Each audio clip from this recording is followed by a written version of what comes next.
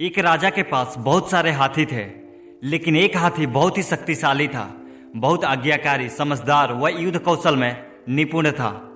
बहुत से युद्धों में वह भेजा गया था और वह राजा को विजय दिलाकर वापस लौटता था। इसलिए वह महाराज का सबसे प्रिय हाथी था।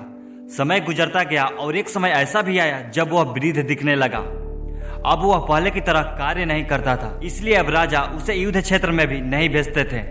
एक दिन वह सरोवर में जल पीने के लिए गया, लेकिन वही कीचड़ में उसका पैर धंस गया और फिर धंसता ही चला गया। उस हाथी ने बहुत कोशिश की, लेकिन वह उस कीचड़ से स्वयं को बाहर नहीं निकाल पाया।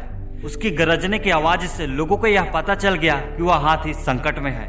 हाथी के फंसने का समाचार राजा तक भी पहुंचा। राजा समेत सभी लोग हाथी के आसपास इकट्ठा हो गए और विभिन्न प्रकार के शारीरिक प्रयत्न उसे बाहर निकालने के लिए करने लगे, लेकिन बहुत देर तक प्रयास करने के बाद वो हाथी उस सरोवर से बाहर नहीं निकल पाया।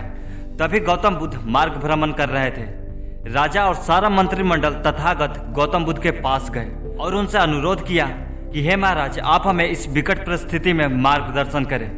गौतम बुद्ध ने सबसे पहले उस घटना स्थल का निरीक्षण किया और फिर राजा को सुझाव दिया कि सरोवर के चारों ओर युद्ध के नगाड़े बजाए जाए।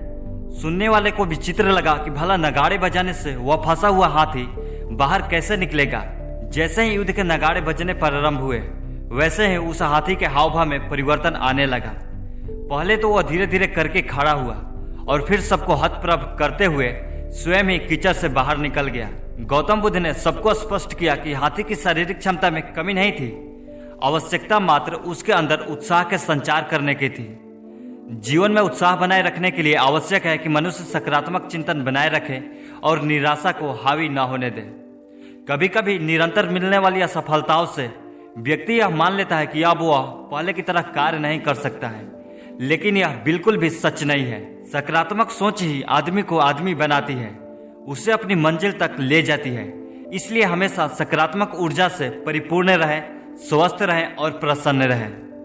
तो दोस्त, अगर आपको ये स्टोरी पसंद आई हो तो वीडियो को लाइक करके चैनल को भी सब्सक्राइब कर लीजिएगा, क्योंकि इस चैनल पर आपको ऐसे ही मोटिवेशनल वीडियो देखने को मिलेगा। तो मिलते हैं नेक्स्ट वीडियो में, तब तक के लिए जय हिंद, जय भारत।